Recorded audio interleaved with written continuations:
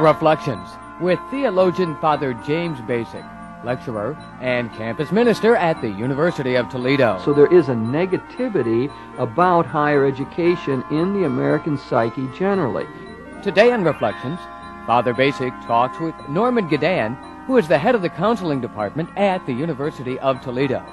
Father Bacik and Mr. Gadan will discuss college and the family, dealing with the dropout problem.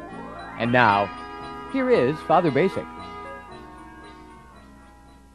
Norm, I have a great respect for your productivity. In addition to running the counseling center, you find a time to write and produce books. I can think of a couple of them that have appeared in the recent past, and the one I'm forgetting the title of. I know one is Parenting Through the College Years, but then you edited another book in the recent past. Oh, do you remember the title? Do you mean the one that you had a chapter in?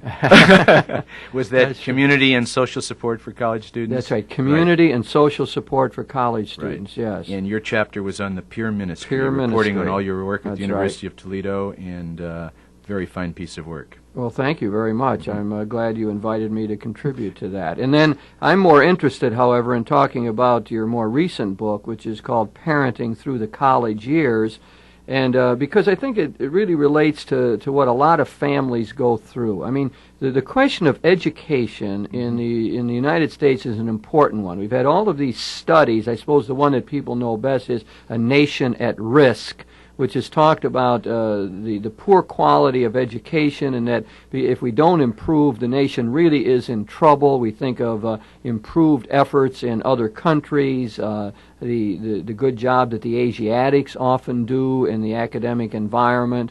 We think of even the schools in the Soviet Union, the elite schools now that teach English, and the young people know English, and we wonder how many of our young people know Russian. Mm-hmm. And we've had these major studies of the situation in higher education which show a lot of problem areas and make a lot of suggestions for improvement. Now, all of that is important to us.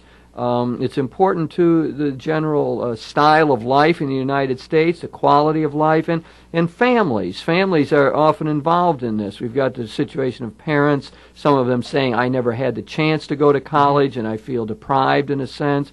We have other people are saying, well, I went to good schools and I want my kids to go to similar schools and so on. We have parents pushing their youngsters all the way from kindergarten on to make sure they get into the elite school. So you start thinking of the range of problems that are connected with higher education, and we've got a large social issue in front of us to discuss. Now, we obviously can't get at all of that, but I want to, focus in on certain aspects of it. May I mention, in addition to Yes. the different attitudes toward education and the different possibilities that a family can offer their kids, there are just so darn many changes taking place in families today. I'm not a sociologist, but it's hard not to realize there's an increase in the number of single parents, a big increase, I think, in the number of joint or two-income families. They're really pretty commonplace today. The workforce is nearly 50% women at the moment and supposed to be above 50% soon. There's much more divorce, many unwed mothers, and yet still, if the sociologists are right, most kids are raised in what would be considered a nuclear family. Yet, the sociologist Jim Coleman has emphasized in an article of his I read recently that there is really a reduced incentive on the part of parents to take responsibility for their kids. A reduced incentive. What he means is government has moved in so many ways to help take responsibility for college finances. I think everybody realizes the ordinary family couldn't possibly send a kid to one of the elite $20,000 a year schools, and many, if not most, can barely afford to send a kid to a public 4-year or 2-year school. So in our society, gradually the government, and here I would say state, local, as well as federal government, has moved in with grants, tuition, support, declining a bit over the Reagan years, but still, I think, looked to by most people as a major part of college financing. Parents' relaxation of authority over their college-age kids. Many parents we work with today are mystified by their kids once they're in college. They don't know if they're supposed to leave them alone, if they're still supposed to be involved, if they're supposed to give them independence. be too solicitous. They're really kind of lost in it, although they know they're supposed to contribute as much money as they can. And our high schools and colleges have obviously moved in with a lot more of the whole socialization process, activities, groups, learning experiences, and a lot of what was once taught in the home and went easily from parent to child, I think, is now going on through our educational institutions. Yet, despite all these trends, changes in government policy, in socialization experiences, and all the changes in the composition of the family, the parents and families are still critical in developing an individual's self-concept, their attitudes, and their motivation and effort. Even the sociologists acknowledge this, that while in the face of all the other changes in our society, and they are manifold, that still the family is central in developing the attitudes about the students' own attitudes about themselves, about school, about life, about values, their self-concept, and the degree of effort. So if any of your listeners are college parents or parents of late high school students, let them realize how important they still are. And if I'm not mistaken, that really dovetails very much with the Catholic Church's attitude on these matters.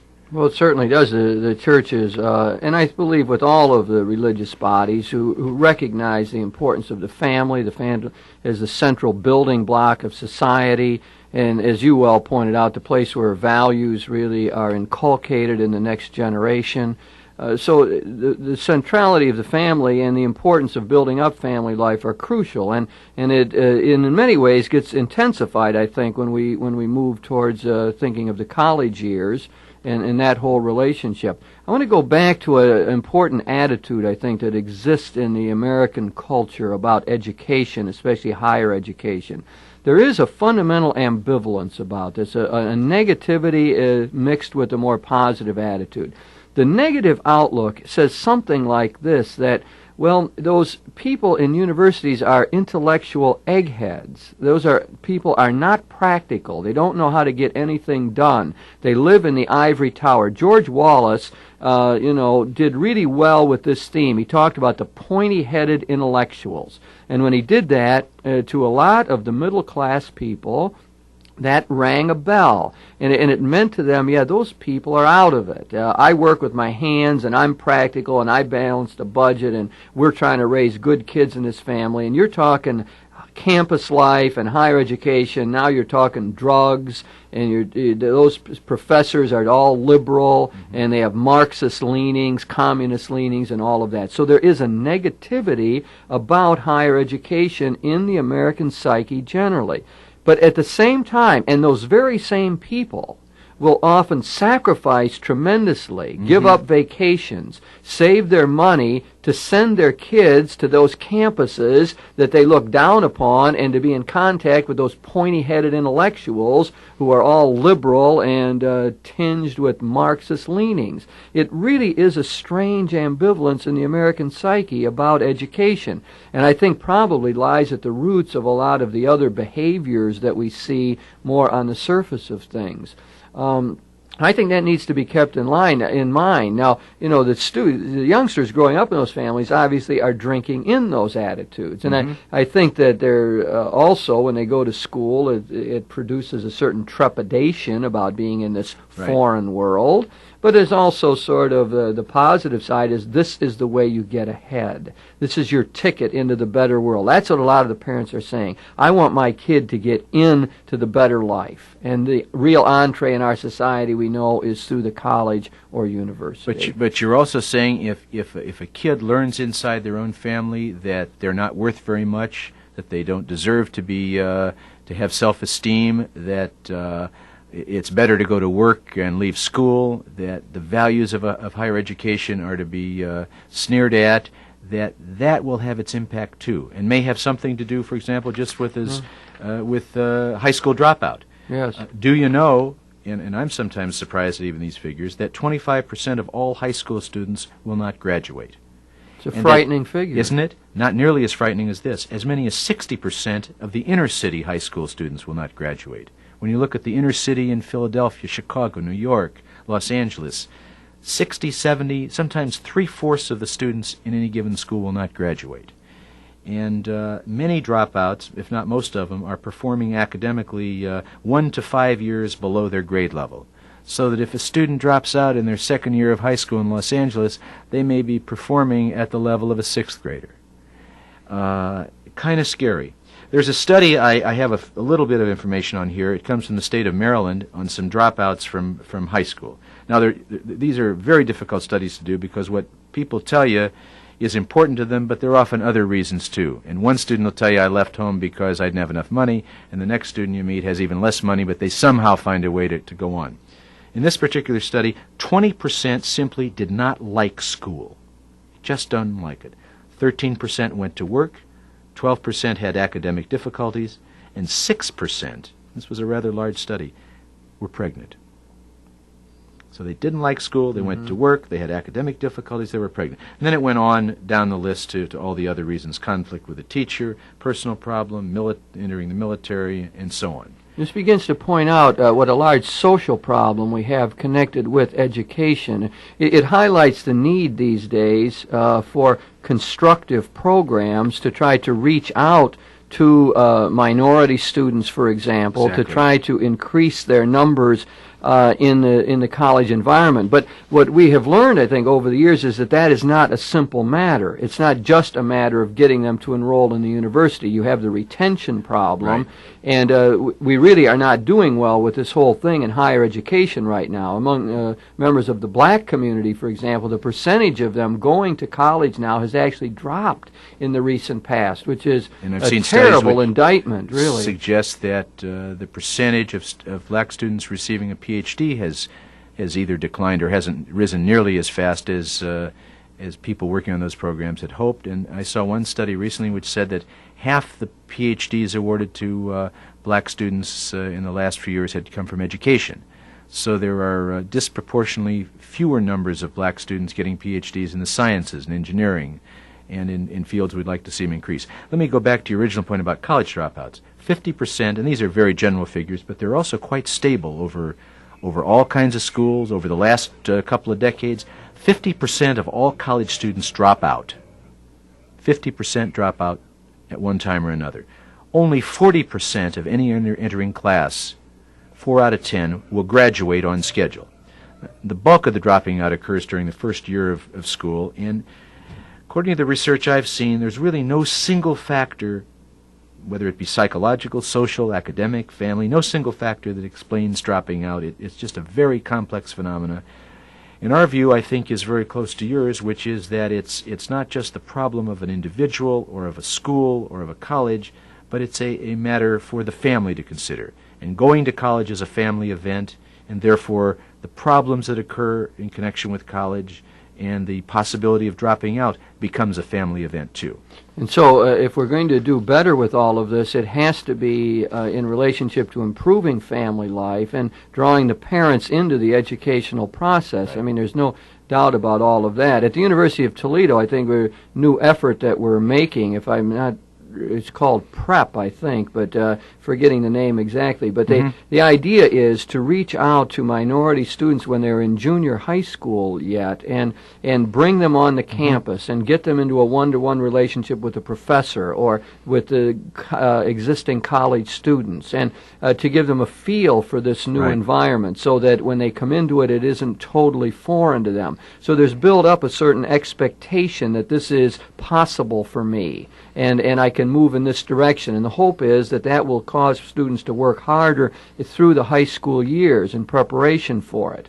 That program, it looks to me as though it has great merit because it gets at the root of the problem. And part of this would be interacting with the parents, it seems to me, if it was done well, and getting the parents to support this whole business of going on to school. Now, that's not to say college is not for everyone, and that really ought to be said up front, and no parent should be pushing their kids into college who aren't ready for it or don't want to go there, don't have the aptitude, they're going to get hurt more than help. Big point we make in the beginning of our book, as a matter of fact. College is not for everyone, and in fact, if you go for the wrong reasons, it can be a rather disastrous experience, and that's something that parents and their kids ought to look at beginning, at least by the third year of high school.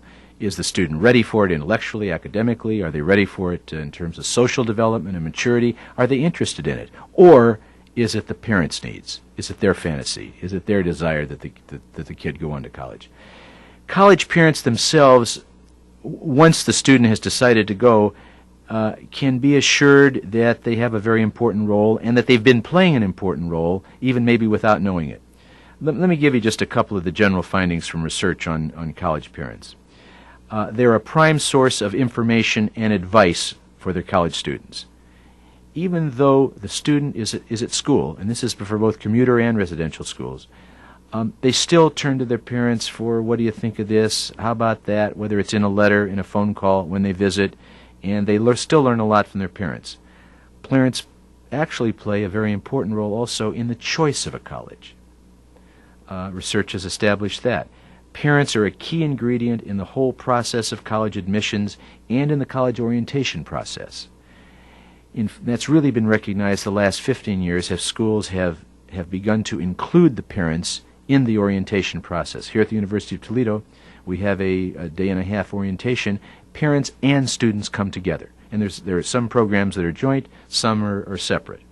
So parents have a very special and meaningful role in their kids' lives, and it's our feeling that they deserve and need to be educated about the college experience, about the role they play, and sort of empowered with additional information and with some tips on how they can relate to their kids and how they can begin to play a slightly different role, even though it's still quite an important one. I have a new title for your book. We'll call it Empowered by the Spirit. Counselors look at the future or something. Higher education. I did have a friend that I met recently, and I told him about the book, and he said, "You just ought to call it the Parents' Prayer Book." I like that. But what is being highlighted here, of course, is that role of the parents, and in not only getting their students into a situation in college, if that's the right place for them to be, but learning how to support them while they do that, and to try to reduce this dropout rate. I mean, I think that part of the reason the nation is at risk, as you pointed out, is that people are dropping out of school. They're dropping out because it's not a very good experience for them in one way or another. So that a lot of people now have responsibilities to see if we can't improve all of that. And obviously, some people, as you said, they drop out for many different reasons. Sometimes I see students, for example, they're going along pretty well, and then they'll fail one course maybe, and it sort of hurts their confidence. Mm-hmm. And then they think they can't do it in other courses, and then they quit going to the classes. Mm-hmm. And before you know it, you got a whole quarter or semester of poor performance, and then you got your parents on your back. I'm paying all this money, and you're not performing, and we got a mess. And it feeds on itself. That's right. And before long, the student's feeling down on themselves, and it can't function well, and they don't do well. Now, let's just take that as sort of a test case here of what we would want parents to do in a given situation. So let's say the kid is bright. We know that the kid ought to be going to school. This is their future. They're not going to be happy doing some other kind of job. And that, from the student's perspective as well as the parents, the dropping out is a serious problem, if you will, a kind of a failure, and something they want to rectify or remedy. Yeah. Because we have to say, and I think not only should all kids not go to college, it's just not the right place. Once they do go, there's a certain portion, I think, that even with the help of a counselor or psychologist, make a decision to leave, and it's a very appropriate decision, and it's a very healthy one for them, and they go on and either go to another school later or get a job or go in the military, and there shouldn't be any sense that their life is in any way tainted or that they've made a mistake. That's well put. Let's talk theoretically here that it's the student that really should be going, wants to be, and is very disturbed. One thing we suggest is that the parents do what they can to encourage the development of their kids' coping skills. And by coping skills, we're talking about active problem-solving skills, whether it be academic, personal, or social. So let's take your example. How would the parents of the youngster in your example help their kid develop coping skills? They're having trouble academically. Right. Okay? That means they may have to see their academic advisor. It means they may have to get some tutoring. It means they may have to go to the counseling center. It means there could be a learning disability problem. Could be You have some to- really common sense thing the parents could say, well, no wonder you didn't pass the course, you didn't go. I mean, you got to Right. go to class. Motivation. Let's at least get that much straight. You know, I expect you to go to class while you're going there and to make some sort of a decent effort. And I suppose another sort of common sense thing, you don't have to be the head of the counseling center to know that the kid might need some support here. Okay, Right. so you had one bad course, you know, that doesn't mean that you can't do it. Maybe your talents lie elsewhere. That course was special. Maybe you know, you could try that one again. Exactly. There's just reason. So You've taken away our second point here, which we call. I could have written the this book for you, Norm. I wish you'd have given me a lot more time with my family the last couple of years, Jim, if you had. Our ahead. second point here is to serve as a buffer against the stress of new experiences. You really took the words out of our mouth in a sense, which is new courses, new friends, new clubs and organizations, new housing, new clothes, can be very stressful. And parents are part of the whole way in which kids can buffer that experience. They discuss it, they can be reassuring, they can remind the kid that you've handled situations before which have been new, support and provide faith in their ability to grow and learn, and help them recall similar times in the past when things have worked out. New stuff can be scary to all of us and unsettling. Can I work in here something from the religious perspective? Because I don't know exactly where this fits into your schema, but in helping the students, develop these coping skills or to keep them in school, I think very often the religious component could be helpful. What we find is that a lot of the students who come to the university and belong to our university parish find a home in a way. I mean, they find people of similar values, very often probably similar family kind of backgrounds, at least religiously, and a comradeship is sort of set up, an empathic kind of things going on, and they feel supported by these other people. And I think, then we also have a Newman Club, like the Jewish community would have the Hillel, and the Protestant world would have a student grouping of some sort. I think the Middle Eastern students have as many as 5 political and social clubs at UT at the moment. Yeah, so we have these opportunities, and I believe very often that is part of a good retention policy. Absolutely. In other words, one of the things the parents might say is, Catholic parents might say, well, join the Newman Club, or make sure you get to Mass regularly. And that isn't just a perfunctory thing of performing some religious background rites or something, but I think it has a clear sociological advantage. It puts you with other people who have a similar outlook on life. I think it helps reinforce what I think are the major coping skills in life. That is a philosophy of life, a general theological orientation, a sense of where I stand with my God. All of that, a faith perspective, I think, is really important. And it isn't just words. It's something that people call upon. I mean, it's probably, I see students like in our chapel at all hours of day or night, and a lot of them, I think, are coming in and they find their support that way. Their prayer time, reflection, to get a little focus, get it straight in your head, what you're all about, remember your motivation and so on. So I believe that would be, helpful in this dropout problem that we're zeroing in on in this whole program. We would really include here. Exactly that kind of thing in our advice to parents about how to strengthen their kids' ability to negotiate the whole college experience. And this may mean whatever is appropriate for that particular family and that particular student, whether it's spiritual experiences, the Newman Club, other secular experiences on campus, activities, the college newspaper, all the myriad of activities and organizations. Generally, it seems that the more involved a student is in the college experience, whether it's extracurricular, academic, social, intramural athletics, whatever the kind of involvement, the more of it tends to produce less attrition, less dropout, and more growth and learning on the part of the student. We have studies to show this now, too, don't we? Yes, it's we do. Very interesting that Right. In fact, some of these reports on higher education, one of them uses the word involvement in the title, involvement in learning, and in the sense as you well put it, any kind of involvement seems to heighten the attachment to the whole academic environment, and especially makes it more fruitful and more satisfying to the student. In doing this kind of thing, parents also have to avoid going to excesses. We have developed a little typology of parents in our book, and one of the parents types we have named the controller. I might point out you keep saying we, and the we is Sally Valongo, yes. a very prominent writer and newspaper woman here in Toledo. She's a writer for the Toledo Blade, has published magazine articles, and writes for the Sunday supplement for the Blade. And that's why this book is. She's my co-author, and why the book is. But get back to your point, because you don't have long. The controlling to make it. parent. It's one thing to be involved in caring, quite another to treat our 18-year-old kids as if they're still 10. You see parents who try to closely monitor their kids' academic life, to urge them to stay in one field of study when they want another, to pledge one fraternity or sorority because their best friend's son maybe had joined it, who call too frequently, and who come on stronger and stronger each time about an issue. And I think they generally succeed in driving this kind of wedge between themselves and their son or daughter.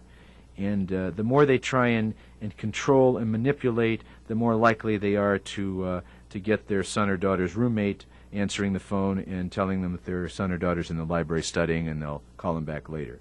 So it's tempting and very understandable that parents continue to be maybe as controlling as they were when their kid was maybe in pre-teens, but it's very important to try and be flexible enough to change and to maintain your interest and love, but at the same time kind of change your role. And that's one of the things we try to do in the book, is to empower parents and to give them some other ideas about how to be a good college parent without saying there's any one way to do it. And in this context, what we're doing is talking about dropouts and the great problem of retention and the startling figures you have put before us of the great dropout rate in the high school years and among college students as well. And so we're looking for all of our ways to try to keep them in school if that's the place for them to be, if that is the right decision. And parents are important in this because family life is important. The values you receive in the family really stay with you. And we want the parents to help their students develop these proper coping skills. And one of those things that I want to stress is the importance of involvement in the religious community. I think that will be one factor that will help keep students in school and really help them to find a more fulfilled life.